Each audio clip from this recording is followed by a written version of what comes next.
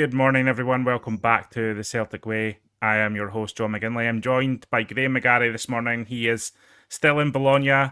He's our man on his travels again. You may have seen him on yesterday's video, enjoying the city square. You're safely in a quieter hotel room this morning, Graeme. How's it going? Yeah, very well, thank you, mate. I've very selflessly delayed my morning coffee in the main square. Apologies about yesterday, guys, because I know the sound quality was terrible. But yeah, lovely place, having a great time, and seen lots and lots of Celtic fans about enjoying themselves. So that's been great as well. Yeah, I think this would have been a trip that most people had had their eye on when the draw was announced. Yeah. Graeme, Italy's always a lovely wee trip over. Bologna looks like a lovely place. I've never been there specifically. I have been to Italy, and I know that it is a great trip. So yeah, I expect a few thousand over there at least for this one. I think there's 3,000 coming. Yeah, Martin Right. O'Neill said last night he thinks there's 3,000 fans coming, and he thinks they owe him a performance because there was also a bit of debate about, what's your priority here? Is it the Hearts game on Sunday, Mm. which he did say is a bigger game probably for Celtic. I don't think there's any sort of debate about that, but he did say, these travelling fans who've come here, about 3,000 of them, a real performance. So yeah, hopefully they have a good time, and hopefully the game doesn't ruin it. And you had a wee tour of the facilities yesterday, or the stadium at least. You got to see the lay of the Yeah. land. It's a cracking wee stadium, isn't it? They've got that wee tower in the middle. It's very picturesque. You had a wee look at the Yeah. changing rooms as well. How was your day at Bologna yesterday? Oh, it was great. It's a proper old school stadium, like an old fashioned European stadium. I've only seen it before on sort of Gazzetta Football Italia back in the day, but it's really good. It seems really atmospheric. Really really old fashioned stadium. A wee bit ramshackle, but that's part of the charm. And I think I've heard the atmosphere is really good. It can be Yeah. quite tasty as well. So yeah, fantastic. Great hosts. Showed us around the place, and the pitch looked a wee bit bobbly, I would say, maybe. We got down to pitch level and had a wee look at it. But considering the time of year, and it's very cold over here, it's basically the same weather as back home. All things considered, it's holding up okay. So, but no, lovely, lovely stadium. I think the Celtic fans will really enjoy it. Obviously, you were speaking to Martin O'Neill as well. You had a few interesting things to say regarding transfers, and obviously confirming that Thomas Tranchara, I'm not sure how we're pronouncing that. I will get to grips with it eventually. He is on his way. Martin O'Neill said, I think it's very close now. He's doing a medical. I think things are going pretty well. It was put to him that he might be, because his profile looks like he's tall and physical, but that was put to Martin O'Neill, and he said basically he's not actually a target man. He's quite quick. He's not someone that you would compare to John Hartson or Chris Sutton, for example. He's quick, he's agile, he wants to prove himself. He also made an interesting comment that people are taken differently depending on your viewpoint. He said, if you think he's an immediate answer to any sort of problem you have, I'm not sure that I'd want to throw that sort of responsibility on him. I took that personally, Graeme, as Martin O'Neill just tempering expectations a little bit, because there's this idea floating about that as soon as Celtic get a striker, that everything's going to be solved within this team. I don't think that's particularly accurate. I think Martin O'Neill's just tempering that expectation. Some have taken it as a kind of comment on the new guy himself. I wouldn't quite go that far personally, but how did you take it in the room, and what were your thoughts on his comments there? Yeah, I think there's a couple of ways you can interpret that. Immediately, it struck you in the room when he said that, because I think the narrative and a lot of the chat during the day had been exactly that. He's a Martin O'Neill style striker. When you looked at his physical profile, you thought, oh yeah, the comparisons to the likes of John Hartson or Chris Sutton, whilst everything is relative, we know he's not in that class. It was an obvious comparison to make. But obviously poured cold water on that yesterday, and I just felt as if, oh Martin, come on, yeah, it's been so long, they've been waiting on a signing, it's been like a year, Celtic fans have been waiting to get this body in the door, let them enjoy it for a day at least before you sort of pour cold water on it. But yeah, I think what he was doing, first of all, he's trying to take a bit of pressure off the lad coming in, and there's going to be expectation on him, of course there's expectation on every Celtic player. And he has to hit the ground running, but he was just trying to lessen that a wee bit, I thought. And secondly, as the night went on, I kind of thought, maybe what he's meaning here is the business isn't done. and he's also telling the club that just because we've got this striker in, we can't rest on our laurels and we need to bring someone else in too. And I think it's a sign that he wants to sign another striker on top of Thomas, as I'm calling him, just now until I get to grips with his surname. Whether that's Fofana or anyone else, I think he's certainly sending a wee signal there that the business is not done.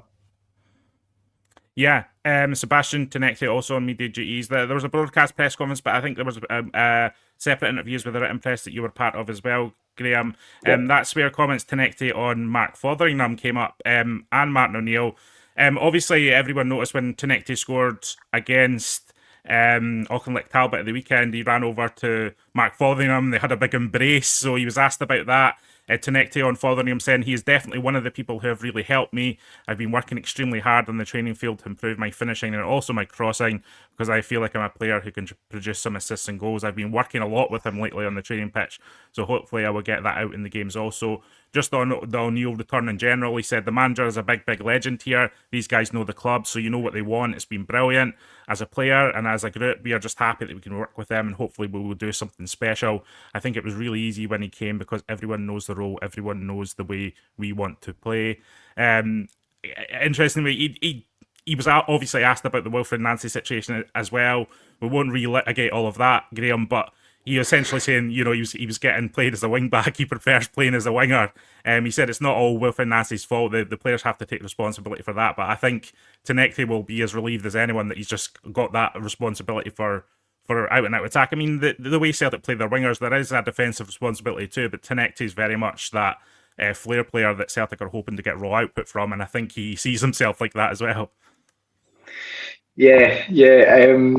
Tenecti, he's a lovely guy, and he would never criticise Wilfred Nancy publicly. But every sort of endorsement he makes of Martin O'Neill and Mark Fotheringham and Sean Maloney in that interview is a kind of backhanded way of saying, thank goodness he's no longer here, I think. I mean, one thing that sometimes gets lost when we do a separate with the players is the fact that you only see it in the written form. You don't see the players' expressions and their body language and that kind of thing. And when Sebastian Tenecti was talking about his role under Wilfred Nancy and having to play as a wing back, there was a lot of this going on. That kind of thing, Okay. So it was kind of like, I had to do a lot of running. I had to obviously defend on the last line, which I'm not used to doing. I don't think I've got the skill set to do it. He did make the point, obviously, he was kind of improving in that way, and he thinks that's going to help him go forward because, as you mentioned, there is a defensive responsibility even in this system. But he did say, it took away the things that I'm very good at in terms of my attacking output, and I felt that when I got the ball, I was so tired or I was so deep that I couldn't really do what I wanted to do, and that kind of told the story itself, I think, of what the players maybe thought about the Wilfred Nancy reign, and they're so relieved now to be sort of doing what they're used to doing. I know Sebastian Tenecti's not been at Celtic so long, but even him, he knows there's a way of playing, there's a Celtic DNA, there's a system that Celtic use. The 4-3-3 is the traditional sort of way they've played the last however many years, probably since Martin O'Neill's been there the first time around. So he himself did say it's so difficult during the season to change that. And now that we're back in this 4-3-3, I think you'll probably see the real.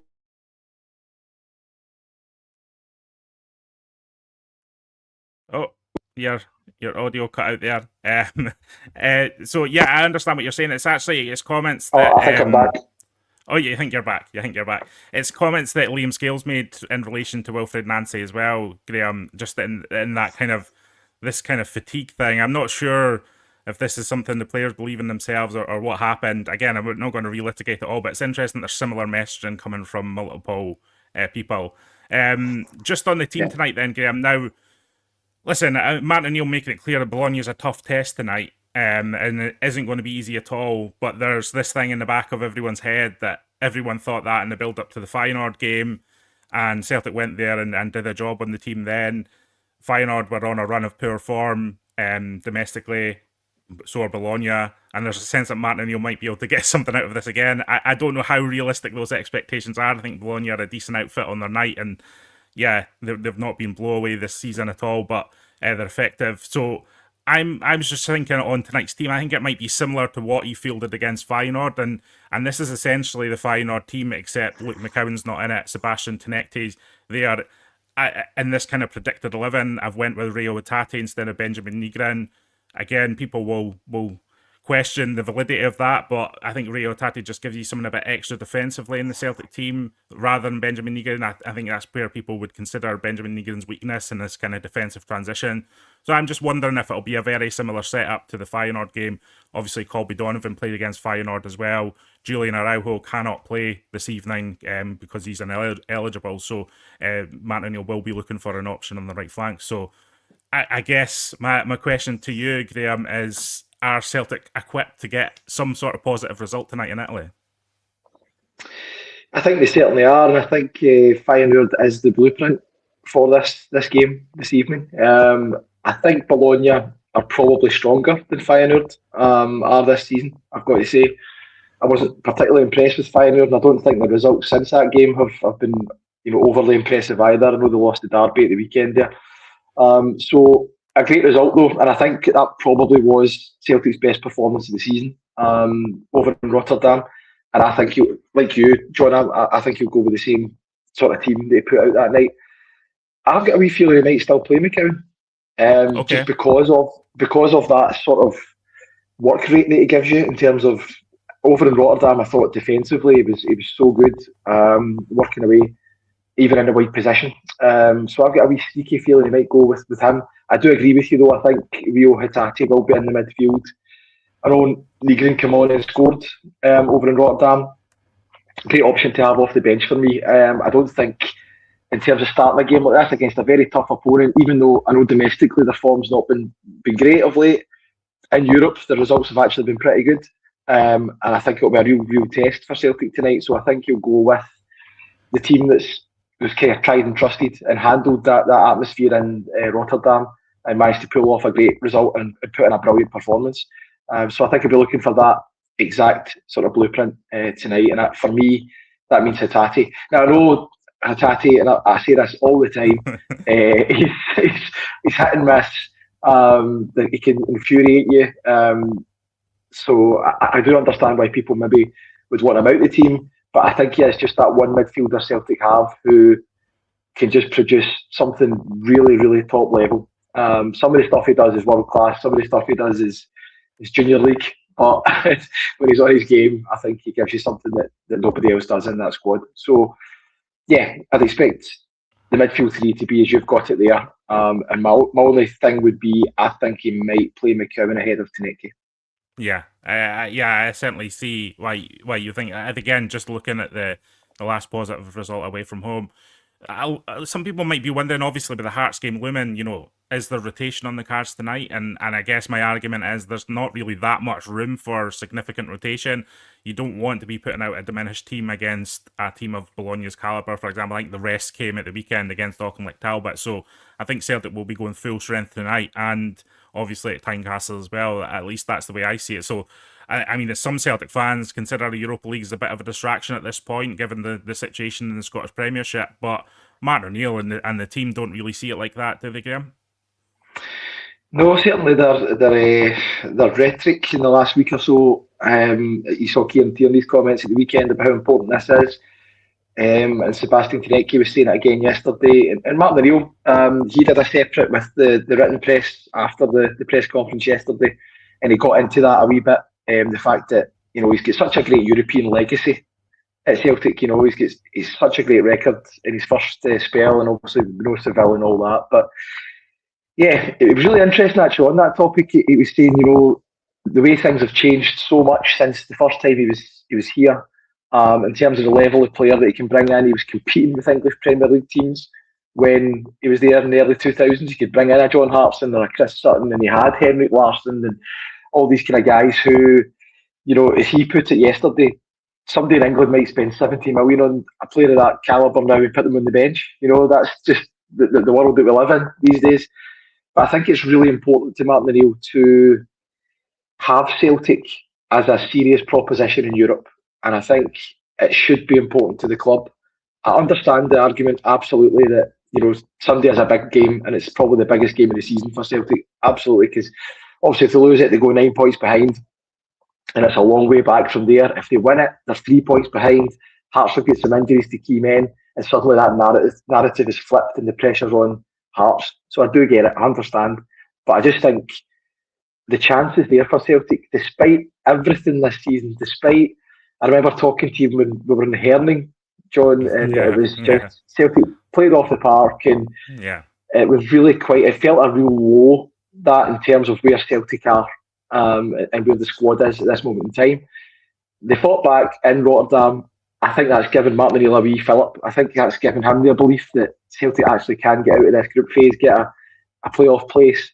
And I think they should be going all out to get it. I think it would really be something that could flip the switch on this season, something positive, something really tangible for the club, the team and the players and the fans to hold on to, and just something to cheer about in what has been, let's face it, a bit of a slog this year. Yeah, and actually, I think, people saying it might be a detriment to Celtic's league campaign. I actually see it as the opposite of if you can pick up a big result somewhere or some positive European performances that actually benefits the Premiership games as well. Celtic's schedule is always busy, really. I don't think that's much of a factor for me. Obviously, if the eventuality came that Celtic made a sustained run in the Europa League, then that might be something different. Obviously, that takes its toll, but at that point, you're dreaming about different things. So, I'm for the Europa League. Just for the record, I know some people aren't, but I actually see tonight as something of it's almost pressure free to an extent, because I think 10 points should be enough for Celtic. It might not be, but it should be, which means that the game against Utrecht next week is really the must-win match, and it's really, tonight's a bit like what you can get out of it is something of a bonus for me, Graeme. So I just think there's been so much pressure on these players' shoulders already over the last few weeks, over the last few months. I just see tonight as it's never a free hit, really, but it just feels like a less pressure on it, and I'm intrigued to see how the team perform in that circumstance, because I think that can free them up a bit. I actually felt similar to Feyenoord, where they went into that, nobody expected anything from Celtic in that match, and they performed really well. So again, the matches, there could be events that go against them in this match, and they might fold under the pressure. We've seen it from Celtic many times in Europe before, but it's one of those ones where there's just maybe something a wee bit in this with Martin O'Neill at the helm. I don't know if the optimism's taken hold of me, Graeme, and I've gone mental, but it's just one of those things. You just get a suspicion about the way the feeling is at the camp. You'll know better than me, having been around some of the people yesterday. Just on Martin O'Neill, when you were speaking to him later, what was his mood like on transfers, Graeme? And in general, he was kind of intimating that there's not going to be any kind of major signings before the Hearts game beyond this new striker. So he's not going to have a lot of new personnel to choose from at Tynecastle, but there's still real belief from Martin O'Neill that other new signings are on the way. Is that fair? Yeah, absolutely. He did say when he tempered the expectations about signings coming in before Sunday, he did kind of say, don't hold me to that as well, because I think he is working constantly, and what these things are like, it's obviously a movable feast. Things can change and people become available or change their mind or whatever it may be. And I think he's actively working along with, obviously, Sean Maloney and Mark Fotheringham, who are doing a lot of the heavy lifting, and the new lad that's in, James Bell-Walker. I think what he did say was, that he really understands that there's positions within this team that need strengthened. And I think just on the previous sort of point with the Europa League, there will be other players coming in, so that should help in that regard as well in terms of strengthening the squad. And he didn't really expect there to be too many going out. Certainly players who are playing an active part in the team at the moment. We asked him about a lot of the targets, obviously Rick from Crystal Palace, and a couple of others, Redzic and Schlager from RB Leipzig, and he didn't give anything away on that, but my understanding is that these guys, those three that I've just mentioned there, are kind of backup targets, if you like. Okay. There are other targets in play which are more of a priority. But I think these guys have been identified, a combination of the club kind of presenting these to Martin and seeing what he thinks, and then making inquiries about them, but they're not guys who they're actively looking at to move heaven and earth to bring them in, if that makes sense. Okay. There's other targets ahead of these guys, And I wouldn't be surprised if a couple of names maybe come out later today. We're trying our best to squirrel away for you and find out who these guys are. But as Martin O'Neill is a wily old campaigner, so it's very difficult to sort of get him pinned down on these things. But what I would say is certainly if those three players and the calibre of them are the sort of the standard of the backup targets, I think that there might be one or two exciting targets ahead as well. The tantalising prospect of unnamed transfer targets out there, Graeme McGarry, is just unleashed on the Celtic chat. So I'm sure people that'll be going feverishly through people's brains throughout the day. No, as you say, there's a lot of names flying about, Graeme. There always is. Some of it's agent led, some of it's club led. Some of it's a lot of the time these days, a lot of it emanates from kind of foreign reporters who have close links to potential close links to the clubs. That potential players are coming from. That seems to be where a lot of this is coming from these days. So names can come from anywhere at any moment, and that's kind of the message, I suppose. So if I believe Martin O'Neill, obviously he's been pretty upfront with the situation. He's been pretty candid and honest about where Celtic are. So it makes it easier to believe him when he says that he is hard at work with Maloney and Forden and McSelter trying to get these targets through the door. So at least we know there's work going on in the background, I suppose, and it's a kind of wait and see thing. I think it was, this kind of Hearts thing, you need players in for the Hearts game, It's almost like one of those self-imposed deadlines that just takes hold amongst the consensus of the support. But Martin O'Neill also made the point yesterday that training time would be limited with these players before Hearts anyway. If Celtic are making signings, it's really for the rest of the season. It's not for this specific Hearts game. So it's a bit of a red herring, this kind of get players in for the Hearts thing. Yeah, I think probably Thomas Cvancara, I'll try that, Cvancara, he's got a possibility to be involved on Sunday. But even if there's other signings before then, Martin O'Neill basically said, there's no chance they'll be involved on Sunday anyway. So I think it'll be Celtic going with what they've got in terms of Sunday's game. And as I was kind of touching on with Ryan yesterday, if you could hear me over the din of the Piazza Maggiore, there is obviously Hearts are missing a few players at the moment, and really important players. So I don't think it's quite as big a task on Sunday as it might have been otherwise. Still a real big test and a real big opportunity. But I think Celtic have probably got enough in the building, as well as Cvancara probably come off the bench, to really put a good fight up to Hearts and probably get a result there. So yeah, exciting times. I know it's Martin O'Neill must hate it. He comes into the press conferences every couple of days because there's obviously midweek games and he's facing the same kind of questions. And thankfully, at least he's got something to talk about now, some tangible progress to tell us about, rather than just sort of having to bat the questions away. So the next couple of weeks, I think, are going to be quite busy, quite exciting for Celtic fans, hopefully. And I'd expect the areas that need addressed will be addressed. That might be misplaced faith, I don't know, but I certainly know that Martin O'Neill and the team there are working as hard as they can to get the signings in. Even though obviously put them in a different position. We've been here before, haven't we, where we think Celtic have to do the business because it's so glaringly obvious that it needs to be done, and oftentimes over the last few transfer windows anyway, that hasn't really been the case. And so I'm very much... Well, the summer, John was the best example of that. Everyone was saying, pretty much has said 2 days before, the day before the transfer window closed at Ibrox, that a striker won't leave until one's in. Adam Ida leaves, he's back, he leaves, and everyone was just sitting there going, they've got to sign a striker, surely.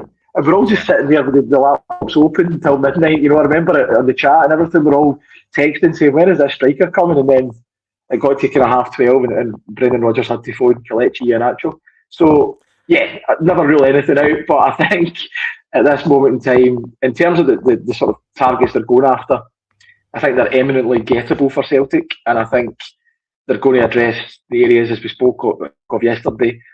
Another striker, probably a right winger and a right centre back. I think you'll see all those positions filled by the end of this window. Touch wood.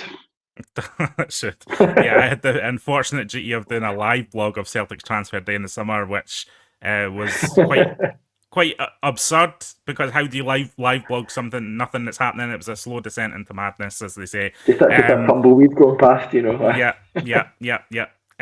So I guess we'll see. Just on tonight, just finally, Graham, what's your gut feeling? What's your prediction?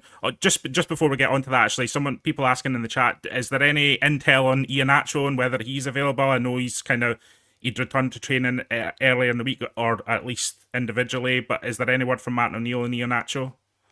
Not specifically. No. He did address injuries, but he did say that the squad itself has not changed from the weekend. So right, okay, you can read into that. But I don't think he would throw Iheanacho back in as quickly as that. I think it would be really kind of kid gloves with Iheanacho. We know his injury history.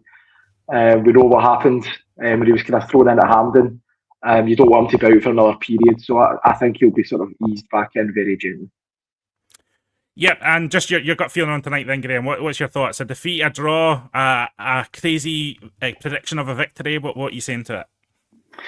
Well, my travel predictions this season, I've got a perfect record. I've got none of them right so far. In Hurling, because Martin O'Neill had just come in, there was real excitement. He'd got a couple of results. The place felt a wee bit more buoyant again. And I think me and Andrew got a wee bit carried away that time, John, and we were saying, you know, I think they can get a draw, they can get a win. Obviously, they got a kind of chastening defeat. And then in Rotterdam, Martin O'Neill was so downbeat about Celtic's chances before the game. I think that was, in hindsight, obviously, he was trying to take a bit of pressure off the players. But I was thinking, lumped my mortgage on Feyenoord here.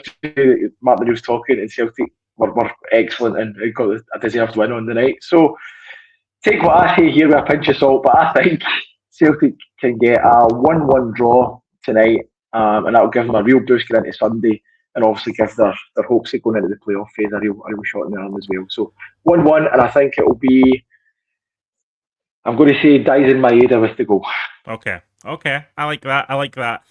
Listen, we do this show every day, and at times it can get quite negative just because of the way things are going at Celtic. Justifiably negative, I have to say. So it's nice to get a bit of positivity for the change. Listen, I think the opportunity is there for Celtic to do something tonight. I think I've got conflicting thoughts in my head. As I said earlier, I do see this sense of like Martin O'Neill trying to, able to do a job again in Europe. If people aren't aware, we've got a tactical analysis up on CelticWay.co.uk right now from the analyst Stuart Ross, who looks in the way how Bologna, how they press, how they build the game, and the space that they leave behind. I think they've got one of the highest defensive lines in the Europa League this year, so that's always interesting. If Celtic have pace and the ability to progress nicely on the counter-attack, then there's always the opportunity to get a goal. Again, we did see it in Feyenoord, and I'll go for a draw as well. I think I said a defeat earlier in the week, but I'm feeling a bit more optimistic today. I don't know what's wrong with me this morning, Graham. It must be your influence. Your arm into that, John. I did go for a defeat earlier in the week, but I think there is something in the game for Celtic. I don't think it's a write-off by any means. I'm not looking at tonight as just a complete write-off, which has been the case at times away from home in Europe of late. So we'll see. Listen, John, what I thought was interesting was, obviously we went to the Bologna press conference yesterday as well, and spoke to Lewis Ferguson and obviously the manager as well, Vincenzo Italiano, which is just the best name I've ever heard for an Italian football manager. So he did note what you said there about Celtic's pace in the transition, and certainly that's a way that Bologna have been caught out this season. So they're not in great form, as I said, 1 win in 9. They have pulled it out in Europe, as I touched on previously. But I don't think, as you said, I don't think they're quite the force they maybe were when they won the Coppa Italia last season. There's been a wee bit of rancour behind the scenes. He's Lewis Ferguson, club captain. He's been in and out of the team. And he was sitting beside his manager yesterday, so he was obviously a wee bit sort of constrained in what he could say about the situation. But he left us in no doubt that he's not happy about being left out. I think he might play tonight from the start, but certainly, things aren't. It's not a bed of roses over here. Things have not been great for Bologna, and certainly they are concerned about the sort of pace that Celtic have. Okay, Graham, enjoy your day and night. We will have reporting on CelticWay.co.uk and the Herald from Graeme McGarry this evening, so check that out on the websites. And enjoy the game, and we'll see you again Thanks for your reporting on Celtic's away trips this season in Europe, Graeme. Hopefully we get another one at least. Yeah, fingers Obviously we've crossed. yeah, fingers crossed we get another one. But yeah, thanks for your efforts and have a good day, and we'll catch you again. Everyone else, thanks for joining us in the live chat and in the comments below. We'll see you again tomorrow. I think it's Tony and Josh on tomorrow morning, so they'll be doing a deep dive on the game this evening as well. So there you go. We'll see you again next time on the Celtic Way.